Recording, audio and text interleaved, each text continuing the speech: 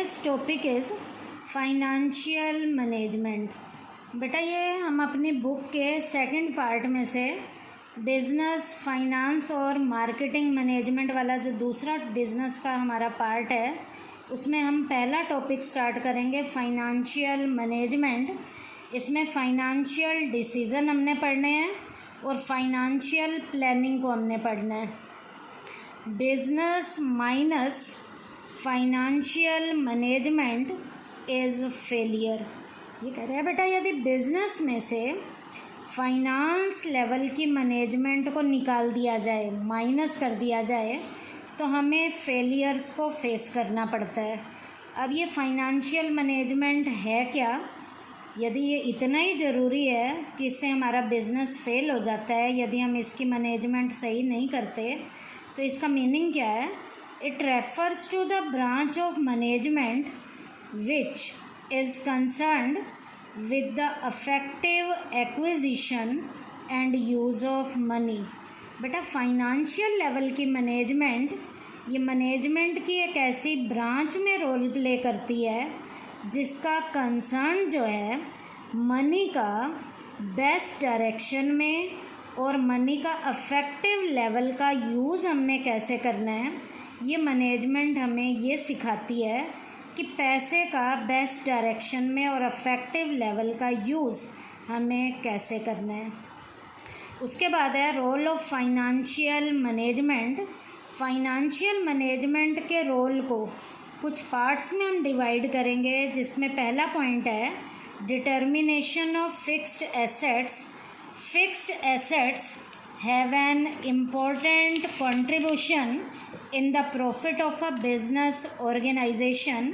Business की organisation में profit में बेटा हमारी फिक्स्ड एसेट्स प्रॉपर तरीके से रोल प्ले करती हैं। Under the financial management the total investment in the fixed assets and every separate fixed asset determined. अब हमें अपने इस फाइनेंस लेवल की मैनेजमेंट में फिक्स्ड एसेट्स का हमारा कितना सेपरेट लेवल का प्रपोर्शन होना चाहिए, ये हमें डिटरमाइंड करना है, ये हमें निर्धारित करना है। This is done through capital budgeting. अब फिक्स्ड एसेट्स का मैनेजमेंट में और वो भी फाइनेंशियल मैनेजमेंट में कितना डिटर्मिनेशन होगा, ये बेटा कैपिटल बजटिंग के ज़रिए किया जाएगा।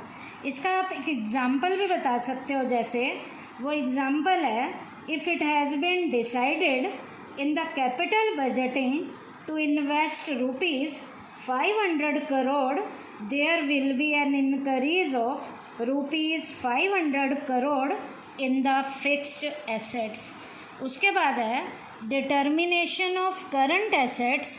Current assets are needed in the day to day transactions of business. बेटा बिजनेस के ट्रांजैक्शन में करंट एसेट्स का डेली रूटीन की एक्टिविटीज़ की ज़रूरत को पूरा करने के लिए इसकी हमें ज़रूरत पड़ती है। कहने का मतलब है करंट एसेट्स का यूज़ डेली के खर्चों को करने के लिए किया जाता है। Under the financial management the total investment in current assets and every current separate current asset is determined. इसका मतलब फाइनेंशियल लेवल की मैनेजमेंट में रोज़ रूटीन में करंट एसेट्स का सेपरेट लेवल का कितना रोल होना चाहिए, ये भी इसके अंदर निर्धारित किया जाता है। और ये भी जब हम निर्धारित करेंगे तो इसका भी एक एग्जाम्पल बताया जाएगा। कैसे?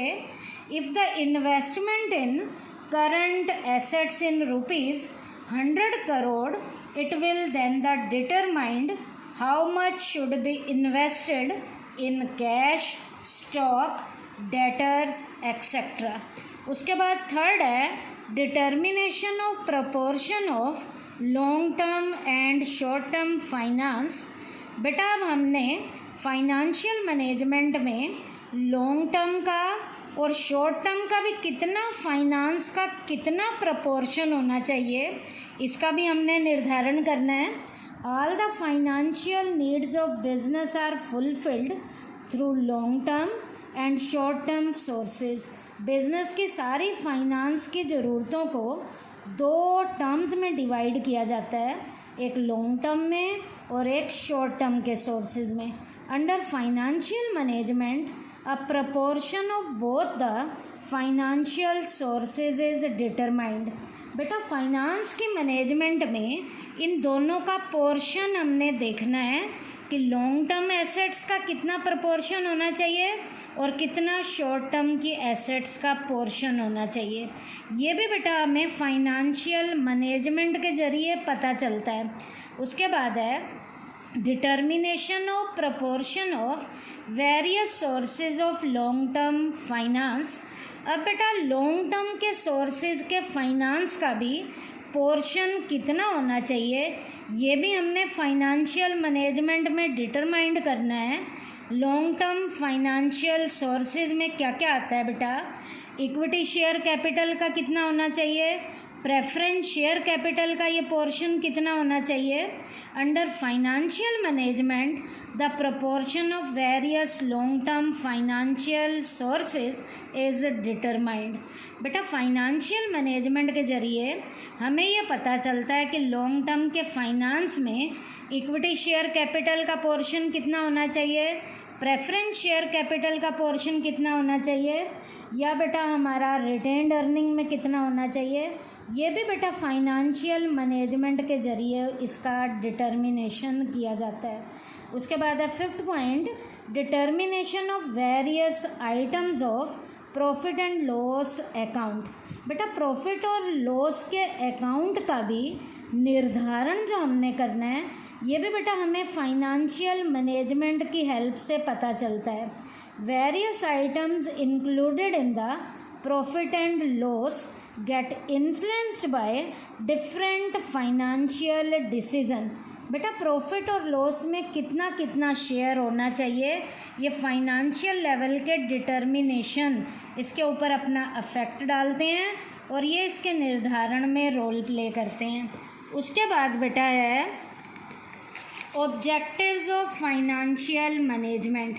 बेटा फाइनेंशियल मैनेजमेंट के ऑब्जेक्टिव क्या हैं? Objective of financial management is to maximise the wealth of the share holders. बेटा शेयर होल्डर्स की वेल्थ को मैक्सिमाइज करना हमारी फाइनेंशियल मैनेजमेंट का मेन ऑब्जेक्टिव है। तो बेटा इसको हम निकालेंगे कैसे, इसका फार्मूला क्या होता है? Share holders current wealth in a company is equal to number of shares multiply by market price per share। इसका मतलब बेटा पर शेयर की मार्केट प्राइस को जब नंबर ऑफ शेयर से मल्टीप्लाई किया जाता है तो शेयर होल्डर्स की करंट वेल्थ जो उनकी कंपनी की है वो निकल आती है। और फाइनेंशियल लेवल के मैनेजमेंट के इस ऑब्जेक्टिव को पूरा करने के लिए बेटा हमें 3 तरीके के डिसीज़न लेने पड़ते हैं। वो 3 डिसीज़न क्या क्या हैं? ऑप्टिमम इन्वेस्टमेंट का हमें डिसीज़न लेना है, ऑप्टिमम फाइनेंसिंग लेवल का हमने डिसीज़न लेना है और ऑप्टिमम डिविडेंड लेवल का हमने डिसीज़न लेना है। अब बेटा जो हमने ये डिसीज़न लेने हैं 3, ये डिसीज़न बेटा हमारे फाइनेंशियल डिसीज़न में रोल प्ले करते हैं। और इस डिसीज़न में बेटा हम पहला आज डिसीज़न करेंगे जिसका नाम है इन्वेस्टमेंट डिसीज़न। बेटा इस इन्वेस्टमेंट डिसीज़न का मीनिंग क्या है? It refers to the relation of assets in which funds will be invested by the business. बेटा बिजनेस की इन्वेस्टमेंट में फंड्स का सिलेक्शन हमने कैसे करना है? कैसे? It refers to the selection of assets in which funds will be invested by the business. Investment का मतलब ही क्या है कि बिजनेस में इन्वेस्टमेंट के सिलेक्शन के हमने किस तरीके से डिसीज़न लेने हैं। तो इन्वेस्टमेंट से रिलेटेड जो फंड की सिलेक्शन हमने करनी है वो बेटा हमारे फाइनेंशियल डिसीज़न में इन्वेस्टमेंट डिसीज़न में आता है। इस डिसीज़न में बेटा हमने 2 डिसीज़न लेने हैं, एक तो लॉन्ग टर्म का इन्वेस्टमेंट डिसीज़न लेना है, एक शॉर्ट टर्म का इन्वेस्टमेंट डिसीज़न लेना है। लॉन्ग टर्म के इन्वेस्टमेंट डिसीज़न को क्या कहते हैं? This is referred to as the capital budgeting decision. इसका दूसरा नाम कैपिटल बजटिंग डिसीजन भी है। It is relate to the investment in long term assets. इसका लॉन्ग टर्म की इन्वेस्टमेंट के एसेट्स से रिलेशन है। दूसरा शॉर्ट टर्म इन्वेस्टमेंट डिसीजन क्या होता है? This is referred to the working capital management. इसे वर्किंग कैपिटल की मैनेजमेंट का नाम भी दिया जाता है। It refers to investment in short term assets. इसका इन्वेस्टमेंट शॉर्ट टर्म की एसेट्स की ओर होगा, जैसे कैश में कितना होगा, स्टॉक में कितना होगा, डेटर्स में कितना होगा। अब बेटा इन्वेस्टमेंट डिसीजन में भी इसके फैक्टर अफेक्टिंग कौन कौन से हैं? इसके फैक्टर अफेक्टिंग में पहले हम लॉन्ग टर्म के फैक्टर अफेक्टिंग करेंगे, फिर हम शॉर्ट टर्म के फैक्टर अफेक्टिंग करेंगे।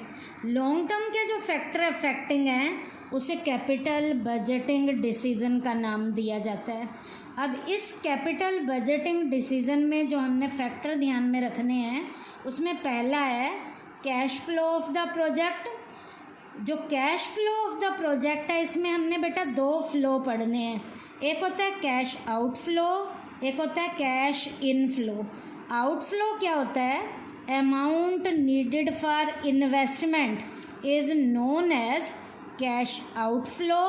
On the other hand return from same investment is known as cash inflow.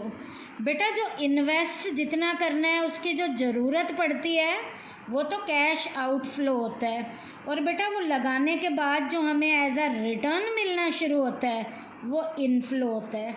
Both of these need to be analysed carefully before finalising the investment. Investment को finalise करने से पहले इन दोनों का, cash outflow का भी और कैश इनफ्लो का भी अच्छे से हमें एनालिसिस करना है।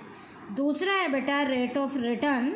Rate of return is calculated on the basis of expected return of the profit and risk attach with it.